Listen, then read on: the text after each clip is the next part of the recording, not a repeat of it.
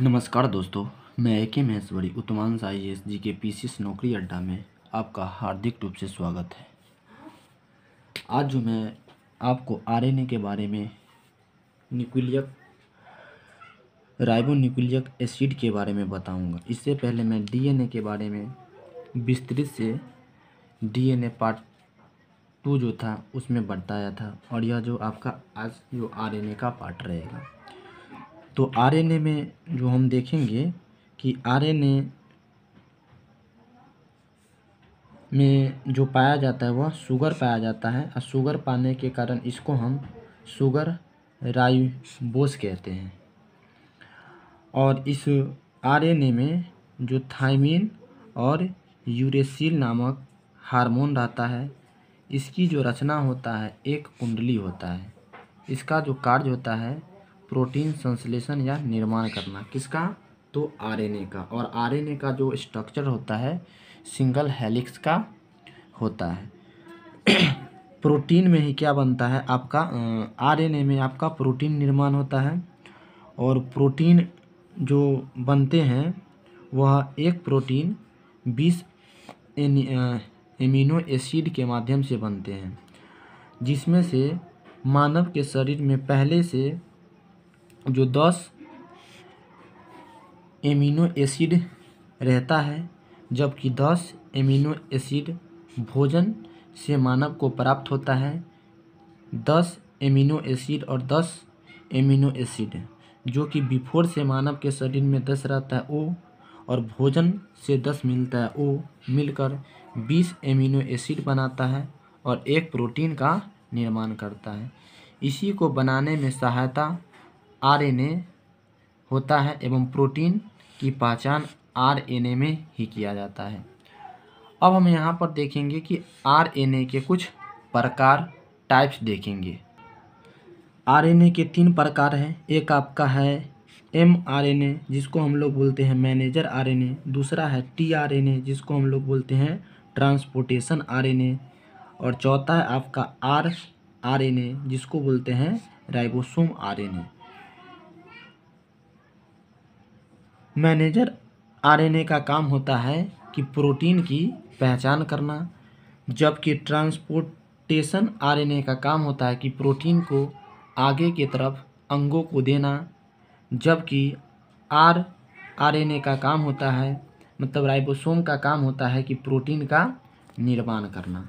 मतलब कि एक निर्माण करता है, एक पहचानता है और एक देता है। जैसे कि किसी फैक्ट्री में कोई सामान बना निर्माण हुआ, तो कैसा सामान है तो उसको पहचानने के लिए अच्छा सामान है या अच्छा सामान नहीं है, उसके लिए एक मैनेजर होता है। तो यहाँ पर जो mRNA मैनेजर का काम किया, tRNA पहुँचाने का काम किया, जबकि rRNA प्रोटीन निर्माण का काम किया। तो इस तरह से आरएनए 3 प्रकार के होते हैं। अब हम यहाँ पर देखेंगे कि आरएनए से डीएनए तथा डीएनए से आरएनए बनने की क्या प्रक्रिया होती है, क्या विधि होती है। यहाँ जो डीएनए है die oxy ribo nucleic acid, और आरएनए राइबो न्यूक्लिक एसिड होता है। जब डीएनए आरएनए से मिलता है तो इसको हम लोग बोलते हैं ट्रांसक्रिप्शन मेथड, और जब आरएनए डीएनए से मिलता है तो इसको हम लोग बोलते हैं रिवर्स ट्रांसक्रिप्शन। तो क्वेश्चन आपको डायरेक्टली पूछ सकता है कि जब डीएनए आरएनए से जाकर मिलता है तो उस मेथड को क्या कहते हैं? तो उस मेथड को ट्रांसक्रिप्शन कहते हैं। जबकि आरएनए जब डीएनए से मिलता है तो उसको हम लोग कहते हैं रिवर्स ट्रांसक्रिप्शन, मतलब कि यहाँ से ऐसे गया और इसमें से ऐसे गया। जब आरएनए से मिलता है तो उस फॉर्म को हम लोग कहते हैं रिप्लिकेशन, और खुद ही जब आरएनए प्रोटीन का निर्माण कर देता है तो उसको हम लोग बोलते हैं ट्रांसलेशन। तो ट्रांसलेशन क्या हुआ? ट्रांसक्रिप्शन, रिवर्स ट्रांसक्रिप्शन और रिप्लिकेशन।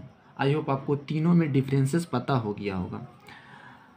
मैं इससे पहले के वीडियो लेक्चर में आपको मैं समझाने का प्रयास किया कि आरएनए और डीएनए को कैसे पहचान किया जाता है, फिलहाल यहाँ उसका कुछ अंश आप देखिए। जैसे कि डीएनए में क्या होता है कि 4 तरह के एक बेस होता है, क्षार होता है, जिसको AGTC कहते हैं। ए और टी, एडेनिन और थाइमिन में 2 बाउंड होते हैं, जबकि ग्वानिन और साइटोसिन में 3 बाउंड होते हैं। तब जाके क्या बनता है, आपका डीएनए होता है। आरएनए में जब एडेनिन के साथ यूरेसिल रहता है और ग्वानिन के साथ साइटोसिन रहता है, तब जाके आपका डीएनए का निर्माण होता है। डिफरेंस डीएनए और आरएनए में यही है कि यहाँ पर थाइमिन के जगह पर यूरेसिल आ जाता है और उसके बाद ये 3 हैं, एडेनिन, ग्वानिन और साइटोसिन सेम रहता है। कोविड-19 की जांच रिवर्स ट्रांसक्रिप्शन विधि से किया गया है। जो इस बार जो कोविड-19 आया है उसका जो बेस क्या रखा गया है, यही रखा गया है ट्रांसक्रिप्शन बेस के माध्यम से। तो क्वेश्चन पूछ सकता है कि किस विधि से कोविड-19 की जांच की गई है, तो रिवर्स ट्रांसक्रिप्शन के माध्यम से या ट्रांसलेशन के माध्यम से या ट्रांसक्रिप्शन के माध्यम से या रिप्लिकेशन के माध्यम से। तो यहाँ पे आप रिवर्स ट्रांसक्रिप्शन जवाब दीजिएगा। तो इस तरह से साथियों यह वीडियो समाप्त होता है। फिर नए वीडियो के साथ मैं मुलाकात करता हूँ। तब तक के लिए जय हिंद, जय भारत।